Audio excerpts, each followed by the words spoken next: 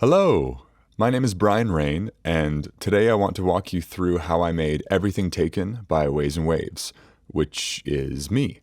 I release music under that moniker, but I also work professionally as a music producer, multi-instrumentalist, living and working out of Edmonton, Alberta, Canada. This might be a little bit of a long video. I have made it twice already, and the second time after I edited it all down, it was 50 minutes long. So, hey, third time's a charm. Maybe I can get it under 40, under 30 would be great. But just in case it's super long, feel free to watch this over multiple sessions or skip around to different sections as well. If I have the mental and emotional fortitude after editing this for the third time, then I'm going to try and include the chapter markers, so different sections of the song will be labeled, different concepts perhaps as well. Who knows? Maybe listen to the song first before watching this video. I'll link to it in the description. The music video is also on this YouTube channel.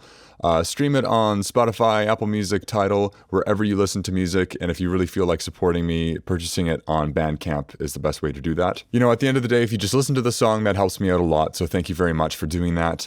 And I hope you get something out of this explanation video. And just a quick note before I get started. As I mentioned, I work as a music producer for other people. And when I'm doing work for others, I tend to be more organized in my Ableton sessions, color coding things, grouping things together, keeping track of, the source of a sound and then the first iteration, the second iteration, if it's frozen into audio, whatever. This session's kind of a mess, and that's okay because I'm the only person that has to make sense of it. So I can kind of get away with being a bit lazy in that regard. So, yeah. Organization habits, those are great. I swear I do have them. But when it comes to my own stuff, sometimes I'm lazy because I've done everything and I can be a bit of a hypocrite. So, yeah. All right, now let's jump in. So, I used to teach Ableton Live out of a nonprofit, and before every lesson, I would try and challenge myself to come up with a new musical example to show whatever I was going to be teaching that day to the students. We were talking about sampling, and I wanted to come up with some sort of riff based off of a recording of my brother's recent piano recital. My brother, Jonathan Rain, just got his doctorate in piano performance, which is amazing. That takes so much work.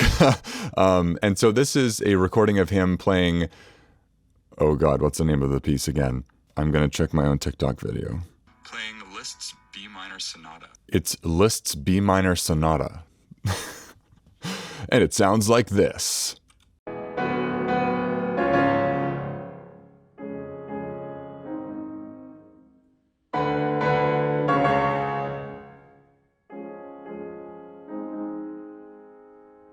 I took that snippet of that recording and I placed it into Simpler.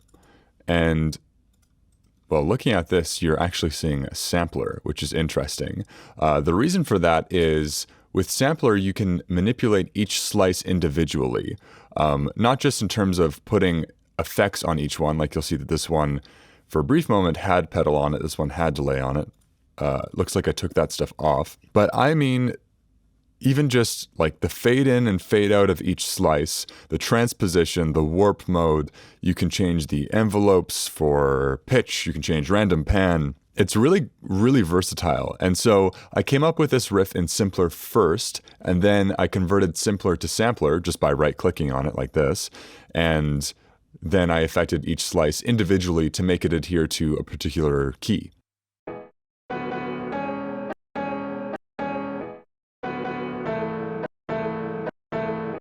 So that isn't much on its own, but I took that and converted it to audio and thought to myself, I'm going to use this sort of iterative, destructive audio process where I commit something to audio, then I change it, and then I commit it to audio, and then I change it again. So this is that riff committed to audio. And then I got Ableton to listen to that, which you can do by right-clicking and say, convert harmony to new MIDI track or melody or drums. This is a really powerful tool that Ableton has.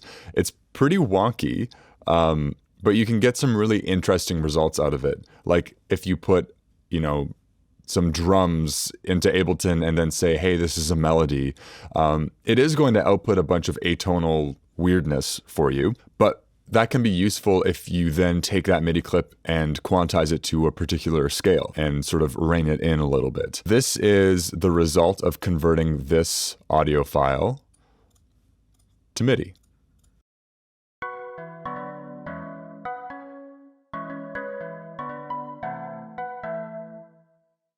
Okay, starting to get somewhere. I just put Ableton's tension instrument on there and then some very mild phasing and reverb. What I did after that was convert this to audio. And then finally, I placed that into Simpler one more time and spent some time coming up with a new riff.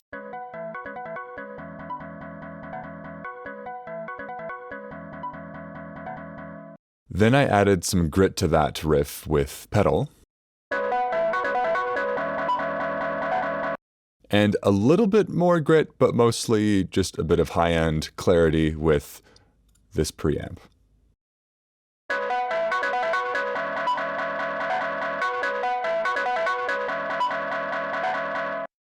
You might be wondering why Melodyne is on here, and that's a very good question. That's because there was one point in the chorus where trying to get these samples to actually be in tune with the chords that I wanted underneath them was not quite solvable just by transposing things within Sampler. I had to change one of the notes of one of the slices, and Melodyne is able to pick out polyphony from a monophonic sample, and so that's why Melodyne is on there. It's really just for one moment in here. I'll get to that a bit later. So that's how I came up with the intro riff. Follow me on TikTok for a very succinct explanation of that, and I'm gonna try and make a couple more videos where I explain some of these concepts quickly in a more digestible format, but here I am early in the morning trying to explain it when I haven't had enough coffee. So there you go. So that's how the song started, was really just with that idea. And then I added bass to it. I borrowed a Voyager bass from someone. So I played in this very resonant bass part. Yeah, the filter is just driven so hard that it is almost producing this other note on top of the fundamental there. Now that on its own isn't super bassy, so I added an FM bass along to it to actually have some sub frequencies in there. And this is actually going through UAD's raw pedal, which is a rat. So without it, and then with it.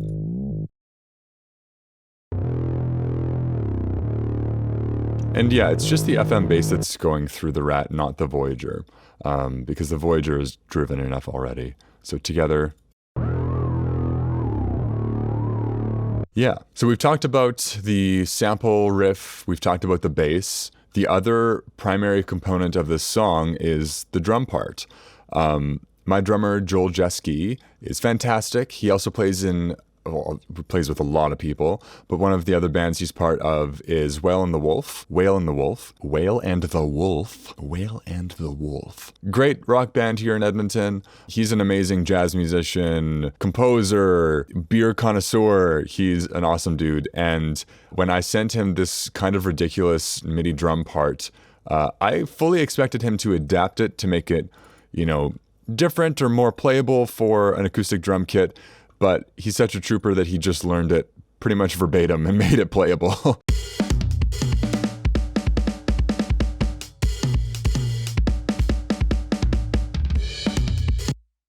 The first version of the drums that Joel sent back to me are here. Joel was recording out of a fairly small room at his home studio, and he has since made a lot of improvements to his setup. Really quickly, he demoed things up for me just so I could hear what things would sound like with acoustic drums in context.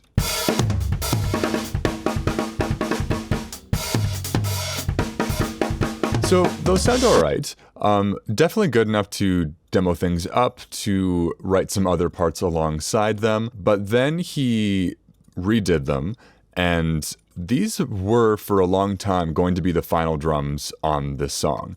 He made some improvements to microphones and preamps and treatment of the room. I mean, honestly, he's just become a very capable drum engineer.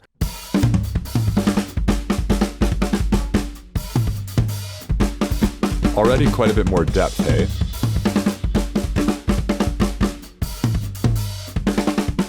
Now, of course, they don't have any reverb on them or anything like that right now because I ended up not using them, but they sound really good. The song would have worked with these drums, and I had gone through and edited them and all that sort of thing, but we ended up going to this other studio in town called the Audio Department. So I wanted to for this because I wanted this big, stupid rock drum sound.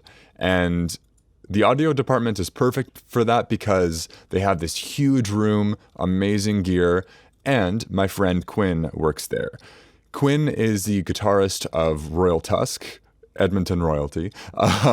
He's such an awesome guy, and he is an amazing drum engineer, just amazing producer and musician overall, but particularly the results that he gets with drums in a rock context and a metal context are just immaculate. So that's kind of what I wanted for this. I just wanted things to be a little bit bigger, a little bit more bombastic, and this is what we got.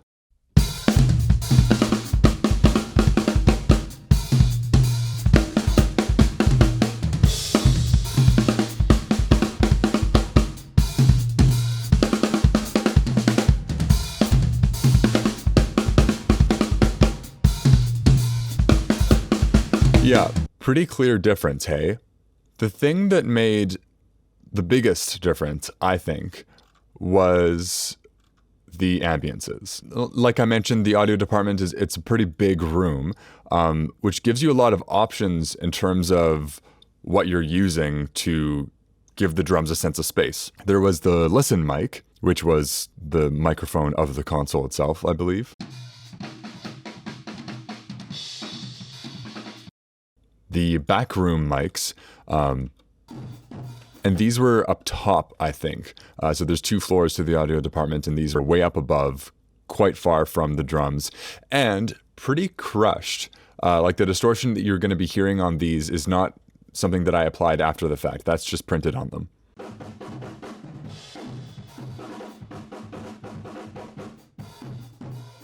Then we have the Briscotti reverb, which is apparently one of the most sought-after reverbs in the world. But hey, you know what? I'd never heard of it. And that's okay. That's okay for me to admit.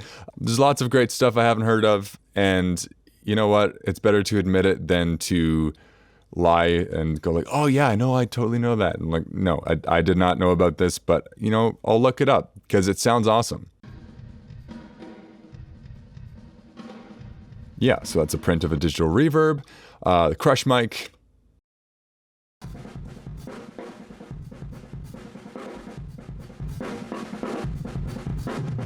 Pretty self-explanatory. And then the actual room mics that were placed in front of the drum kits.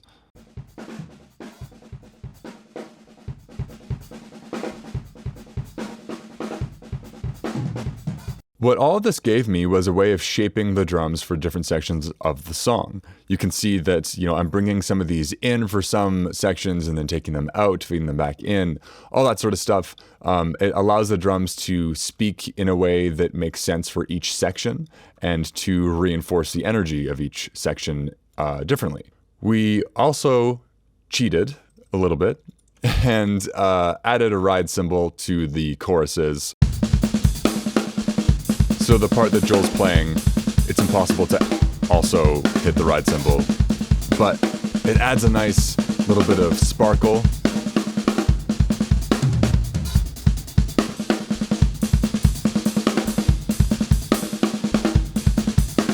So we added it. And it sounds nice.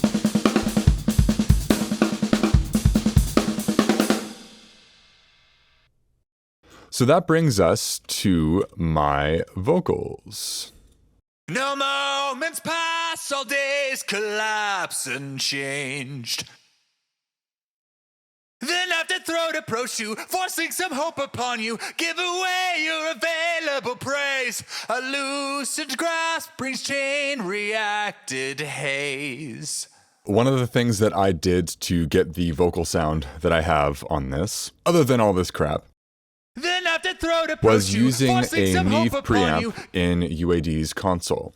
If you're unfamiliar with the UAD console, when you're using a universal audio interface, you can use this and you can print certain effects onto the sound that you're recording. These slots right here are specifically for preamps and the like. So right now I'm just listening to my voice with some compression and EQ on it, but that's not actually being printed because you can see that this is blue right now, which just means that it's set to monitor. But if I change this to record, then any effects that I have on here and anything that I have in the unison slot is going to be on the audio as if it's hardware that my voice is going through. So I used the Neve 1084 in the unison slot, which is apparently like it changes the impedance of the microphone or something like that. I'm no expert on this, but it just changes like how the mic is reacting. It's supposed to emulate how it would react through the actual hardware. And so my voice is distorting a little bit, like on the input. And I really liked that.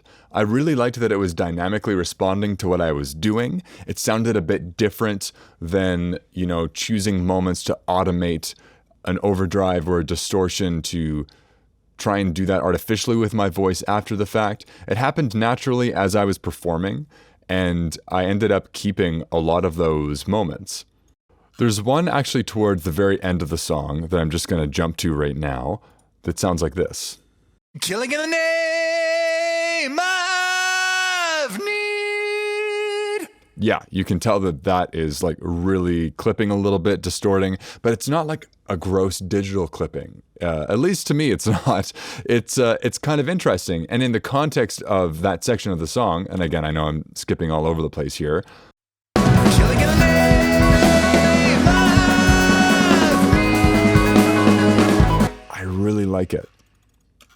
So that's kind of what's going on with the lead vocals in a lot of spots. I also recorded the verses with a handheld dynamic microphone, the Sennheiser 960. What is it? The Sennheiser E945, and then I recorded the choruses with the AKG 414 XL2 Plus. It's the one with the gold grill, which is just a little bit brighter than the regular 414. Being able to hold the microphone and move around a little bit really helped me with these more intense deliveries. Then after throat approach you. In the verses. And then with the more falsetto heavy delivery of things, more soaring vocals in the choruses. I lay my kindness down. Yeah, the 414 really helped to make those shine. Getting out of the first verse, I added some wide boys to my voice just for emphasis. Oh, give them the love, give them the time, give it up. Which is just, yeah, they do as they say. They're widening things up. It was just a bit of stereo emphasis going through micro shift, which is making them all chorusy and phasey and weird. Give them the love, give them the time, give it up. And I also added the ensemble effect in a pretty intense way on my lead here. Oh, give them the love, give them the time, give it up. I start doing this kind of doubling a lot more in the second verse, but I really just wanted to give the listener a taste of it here at the end of the first. The last little detail of the first verse is that, I have this nice little DX7 arpeggio coming in, and it stays persistently in the background throughout the song.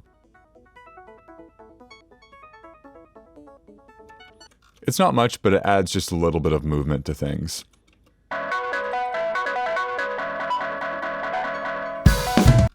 Can hear just a little glimmer of it there right before the drums come in. It's interesting in the verses that, you know, there's no bass.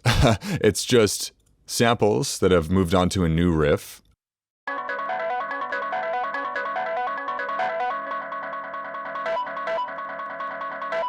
And then drums.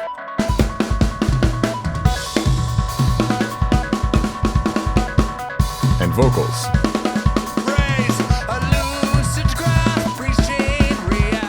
So that means that in the choruses, an easy thing to do to build some momentum is bring bass back. Now, I had that Voyager bass for about a week, and I added a bunch of different layers of it to this song. So this is what they sound like. We have this pretty mid-rangey, crunchy one. Some actual low end. And then pure resonance. And I added the FM bass back into this as well, just to reinforce it. Again, just give it some actual low end. So all together.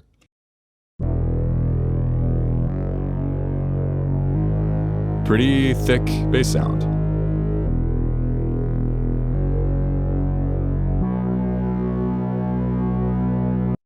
We have the Prophet, and I believe this is the digital. Yeah, the VS.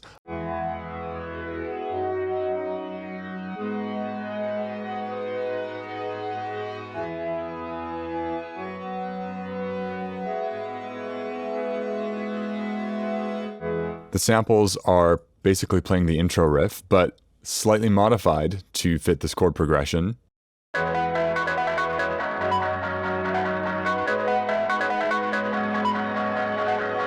And I have some more vocals reinforcing this section as well. Because again, the only background vocals that we really had in the first verse were the wide boys over there, and then this chopped up reverse sampled of me saying the knife, the knife, the knife, the knife. Which is leading into me singing. Again, keeping that a little bit more sparse in the verses gives me permission to go quite a bit more lush in the choruses. I lay my kindness down. And one of the things I did with these background vocals to distinguish them a little bit more from my lead vocal, since it's just all me, was I used Little Altar Boy to slightly change the formant and also pitch them up an octave, but only have this, you know, slightly in the mix. It's not 100%. So if we listen to this by itself, if I turn this all the way up, that's what's being mixed into it, which is really interesting. And that applies to every single one of these. This is just one of many techniques that you can use to separate background vocals from the lead, especially when it's the same person doing both. I think that that's really key. And I mean, you know, there's an infinite number of things you can do to achieve that. You can do spatialization and just levels in the mix or different reverbs or whatever, but I really like this. It just timbrally makes them distinct from one another in a fairly subtle way. And that way I don't have to have them, you know, all the way left and all the way right all the time. Because I'm getting kind of tired of just, you know, using that as a solution for all background vocals to distinguish them from the lead. I think that there are more interesting things to do other than that. This one is treated slightly differently as well. And I think, yeah, these are also, yep, completely different, each one of them. So with the lead vocal, it ends up sounding like this. I lay my kindness down, leave me with all I need, justice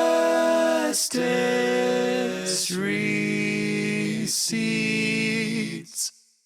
Nice. Other details in the chorus. Joel is playing this new part, which again is pretty much verbatim what I wrote for MIDI drums, wherever those are. Aha, here they are. I mean, down to the accents, right? Like, he got the idea that I was trying to get across of, you know, the snare drum is going constantly, but it's not just a static phrase. It has variation to it. It has these high points and low points, and he just immediately latched onto that. Turns out drummers are good. Other things in the chorus, well, we have this, which is a synthesizer that's tracking the lead melody. On my first record, Bloodless Arches, pretty much every single lead vocal had a synthesizer doubling it. And although at a certain point I think I may have overdone that, because every single vocal had that treatment, every single vocal was extra ethereal, extra dense because of that technique. Here I'm using it sparingly and I think more effectively, because on my first record, I was uncomfortable with space. And in this song, its entire intention is to have so much space in the verses and then have things become noticeably more lush in the choruses and in the bridge. And so I brought this technique back, and I think it works really well. It's something it's barely noticeable. It's almost a subconscious detail, but it really does add to the way that the lead vocal is perceived.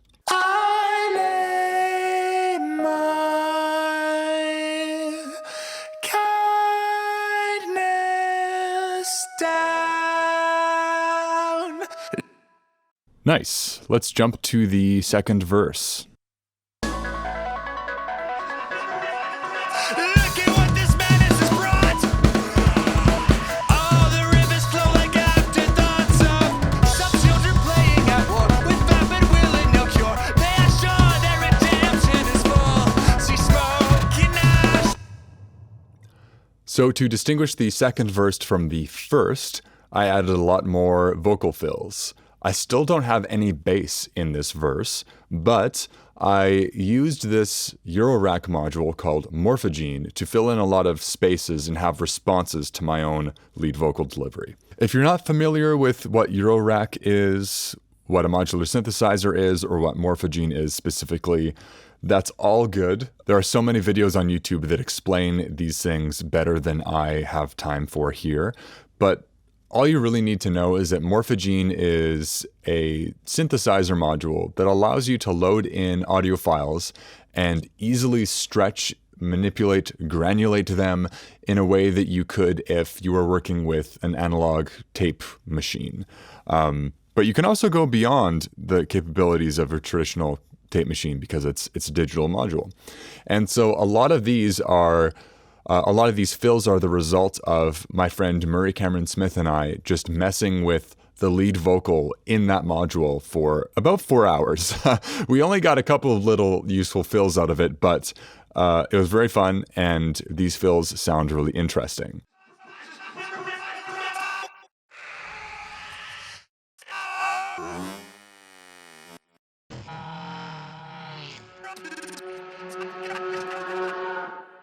Yeah, pretty bizarre. And so that's just this second verse fed through that and then manipulated a bunch.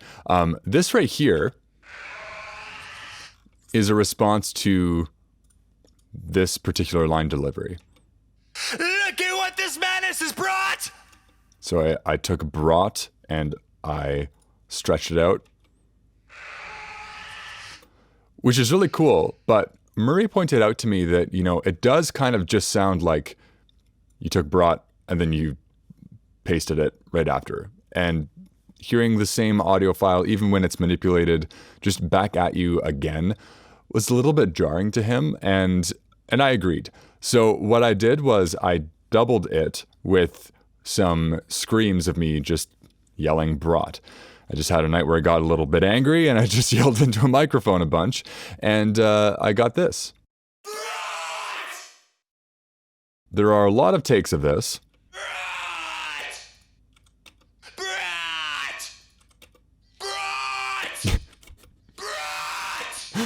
Oh my God. And they sound kind of ridiculous, as you can hear. But in context, I think it's kind of sick. Another thing I did with them, though, was I tuned them up just by 2 semitones to make them, again, similar to those background vocals and the choruses, a little bit different timbrally than my lead vocal, because it's all me. Of course, when it's me singing, it's going to sound like me a bunch. So this makes it sound a little bit different than just a bunch of me's yelling at you. I also added in some fills from Plonk, which is another module in my modular synthesizer. And these are more responses to the phrases of the drums, I think.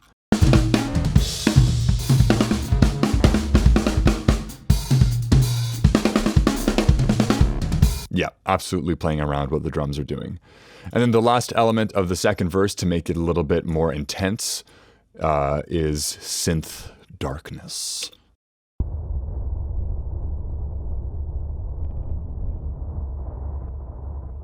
And that's pretty self-explanatory. Some children playing at war with vapid will and no cure. They are sure their redemption is full. It's one of the nice things about not having bass is you can just add a bunch of mud in the low end, and it doesn't really sound like mud because there's nothing for it to compete with down there. So that brings us into chorus 2. 2 primary differences in the second chorus are that I have these guitars playing throughout it. These were recorded with a real guitar amp. Wow. It's my Mesa Boogie Mark V that has the 3rd channel broken on it, and I can't get it fixed unless I ship it to California. So it's been a 2-channel amp for 7, 8 years now. Whatever, it still sounds great, but my God, what a pain in the ass.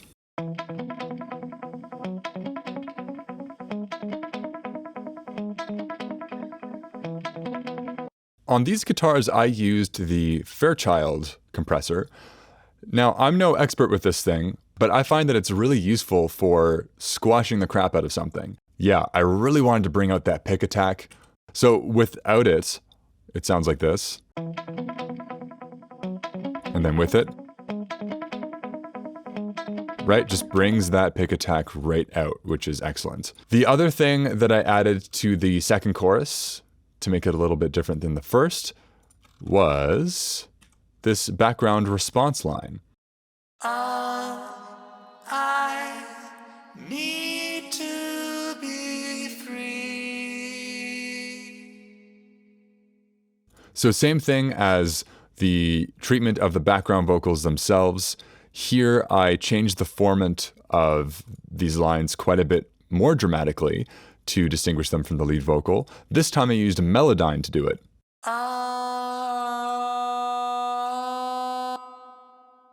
So along with the background vocals and the lead vocal, it sounds like this. Leaving me with all I need to mercy. And because I had the restraint to not have the background vocals panned hard left and hard right the whole time, that left that space open for these background lines. So these are all the way left and all the way right. That brings us to the bridge. In the bridge, I did an interesting thing with my lead vocal. I actually sang down where my speaking voice is. I've gone through all this effort to teach myself how to sing up high, which I really like doing. It allows me to have music that's very dense and to sing on top of it. With a low voice, it's tough to cut through the mix in the same way that you can with a higher voice or when you're singing in a higher register. So that's why I sing a lot in falsetto, and I sing sort of right above middle C, around that E and F sharp G range with, you know, my kind of yelling rock vocals. But here I decided to actually amplify the feeling of listening to me with my gravelly voice singing right into your ear by having this track here. Sorry for the language. But I mean, come on. I mean, there are worse things in the world than reading this, so you'll be fine. I wish I could believe in fields of green.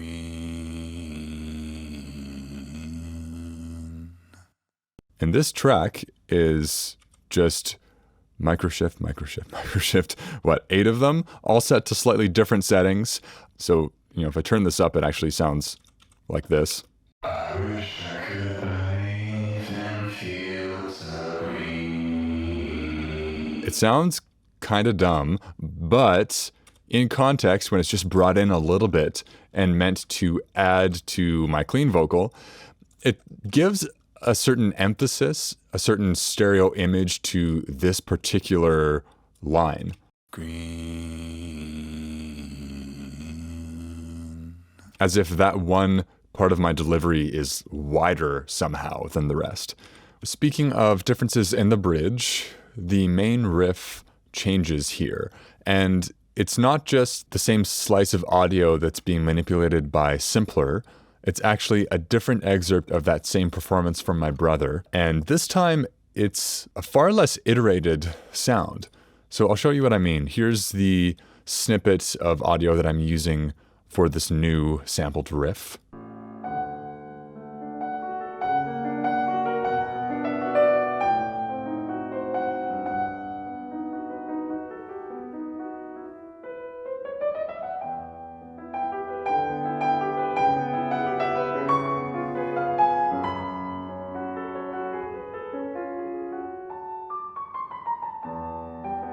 Isn't he so good?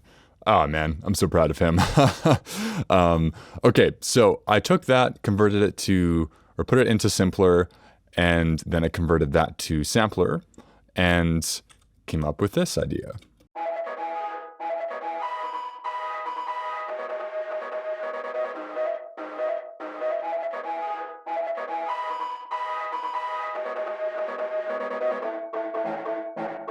Again, I converted that to Sampler so that I could transpose each slice individually. Yeah, so this one, +4, +1, +2, 0. But 0 but faded in, right?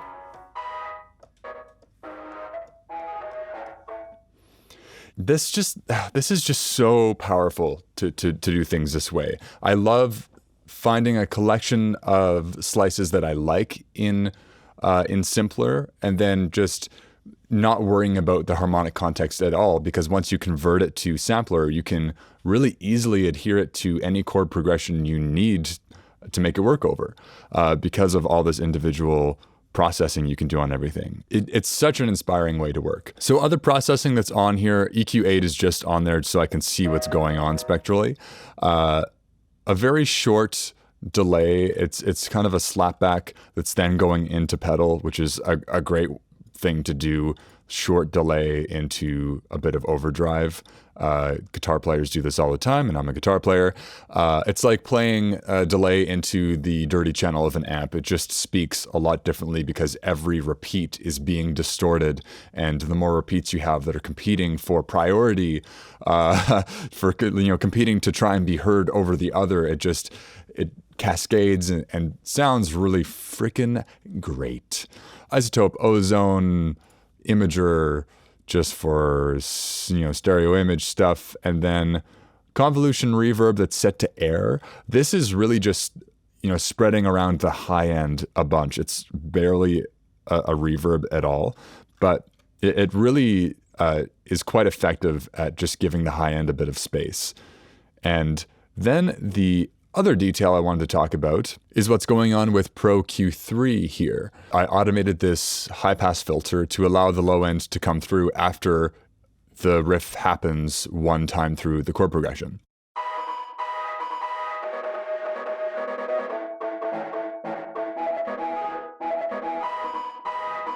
It's a subtle difference, but the same thing is happening on the Prophet here as well. So when you combine these two together, this actually ends up being quite an effective technique.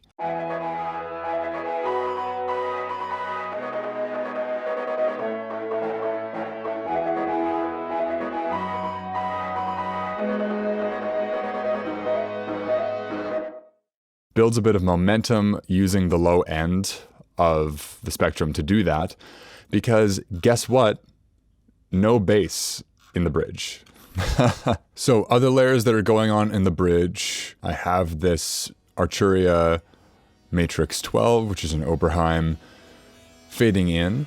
Cool thing about this plugin is each voice of the synthesizer you can have set panned differently.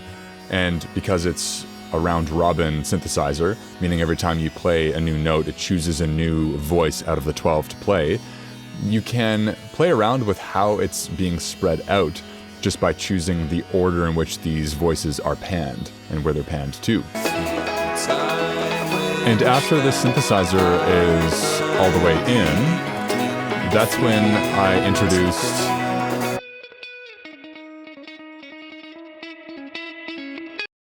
this guitar part that's trying to emulate the sample riff. Or double it, rather. Even though it's not completely accurate, but that's okay. That's not really the point. It allows this sample riff to fade out as this is introduced. And I also have a counter melody to this that ends up being brought in. So that sounds like this.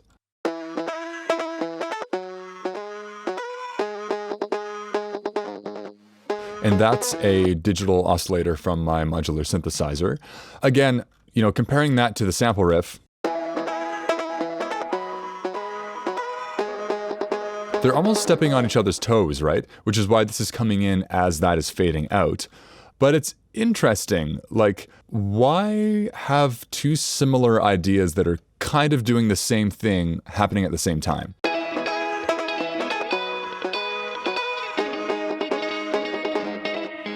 If a student came to me and showed this to me, I would probably say, hey, you know what? Like, those two ideas are really interesting, but it's probably best to choose one to stick to. But I like it. I don't know. I like the fact that they're stepping on each other's toes. It's something that is maybe a mistake on a technical level, but for whatever reason, in the context of the song, I tried committing to just one over the other, and I always liked it less than having both. So this is a situation where I'm kind of breaking one of my own rules, and it's a pretty good rule to stick by. I mean, like, why have two things that are basically accomplishing the same thing fighting for priority with each other? I can't explain it other than just, in context, I like the way it sounds.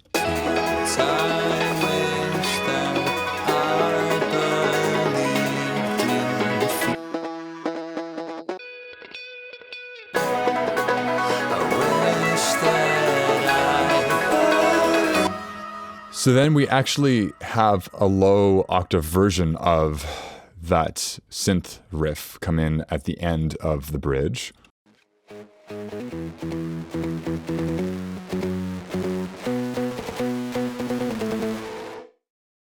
Now, did I actually record that down the octave? Yeah, I did.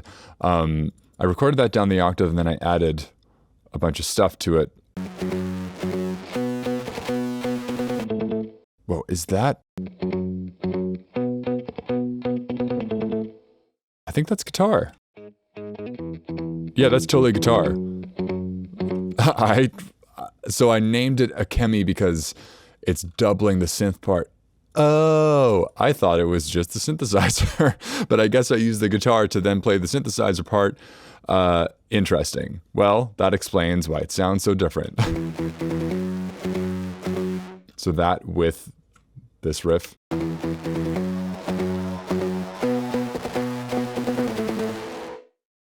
Yeah, interesting. Cool. So, you know, the arpeggios from the DX7 are still persisting throughout this section. They become fairly prominent right here. They're adapted to the chords of the bridge, of course. But then I also reamped them through my Mesa Boogie Mark V with a third channel that's malfunctioning to have some extra air introduced right there.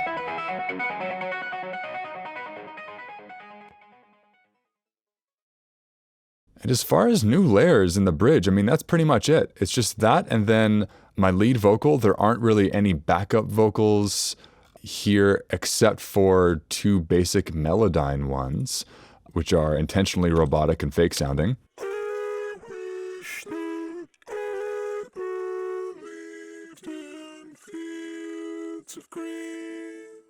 So that along with the lead vocal. I wish that I believed in fields of green. I wish that I believed in fields of green. It's interesting how these fit into the mix in context, right? I wish that I believed in fields of green. Like it almost feels like it's a full voice singing those notes, but then hearing it by itself, it's like it's barely a voice at all. It's almost a synthesizer doing it. It's really interesting. You can get a lot of really cool layers out of Melodyne in that way. And actually that might have been a bit more Little Altar Boy than Melodyne, but whatever. Okay, leading out of the bridge, my vocals get a bit intense and I hold this really long note, which then I doubled with a take where I didn't want to hold it long again because it hurt. So I just crossfaded myself into myself as I faded this background vocal in. So let's take a look at the do-do-do. I wish that I could leave you there.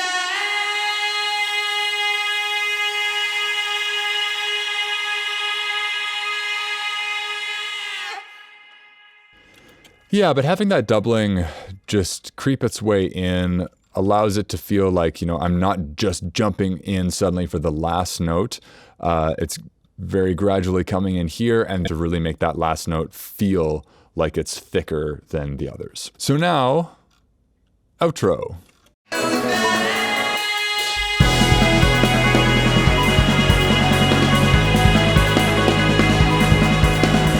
I have marimbas doubling the main sample riff, and then I have my modular synthesizer also doubling that, but in a really weird way.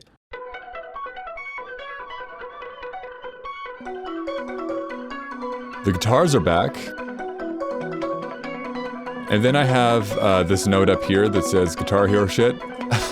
And I think I intended to have way more guitars at the end, but I really just ended up having two kind of sloppily delivered rock chord. They're not just power chords because it's open strings, but just like big stupid chords here at the end. And then again, I used one of these sort of air or presence presets on the convolution reverb. So without it, and then with it, just feels like it's in a fairly noticeable room. But yeah, not really what you would typically think of as a reverb, hey? I'm trying to think if there's anything else to cover here at the end. I guess there is one thing. I have my Morphogene vocals just kind of going wild. And that's just happening most of the time throughout the outro. Very much in response to the vocal delivery on the lead.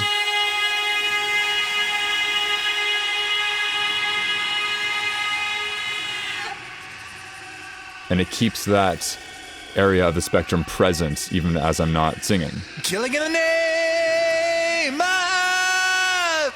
Kind of obnoxious on its own though, hey? I mean, it does fade out here.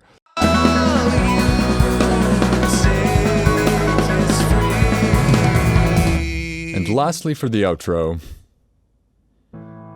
I have piano playing some version of the bridge, slightly reharmonized.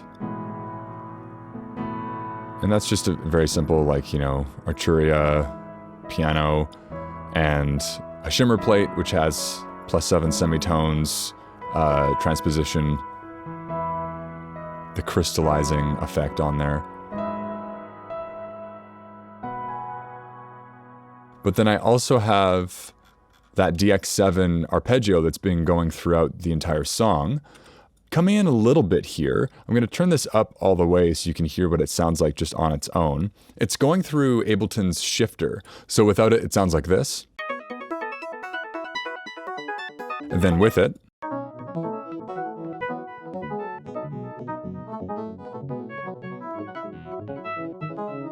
Now, a bunch of that effect comes from messing around with this window, with tone, with, I have 14% spin on here, which is moving things around just ever so slightly. And yeah, the fact that it's tuned down by an octave, it makes it sound like just a slowed down version of the original arpeggio. It's slightly more complicated than that, but that's essentially what this achieves in context. I just have that fading in a little bit.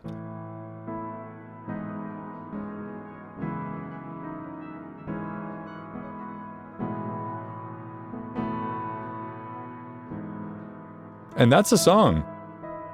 Thanks so much for listening if you got to the end of this. I know it's quite long, but I hope that you got something out of hearing me talk about this song for a while. I worked on it for a long time, and I took a lot of breaks from working on it over the course of like over a year and a half or so.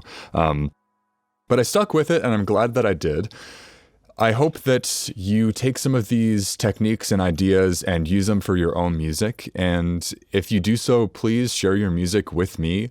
My DMs are open. I would love to hear what you take from these concepts and apply it to your own creativity. Follow me on social media at Ways and Waves or at Brain with Pants. I'll include all that stuff, down in the description. Please stream my music and, do the following and liking and that stuff if you want. But really, just watching this, that means a lot to me. And yeah, thank you so much. Let me know what you think of this type of video, if I should make more of these for the next couple of songs that are coming out as well. Yeah, appreciate you listening so much, and have a wonderful day.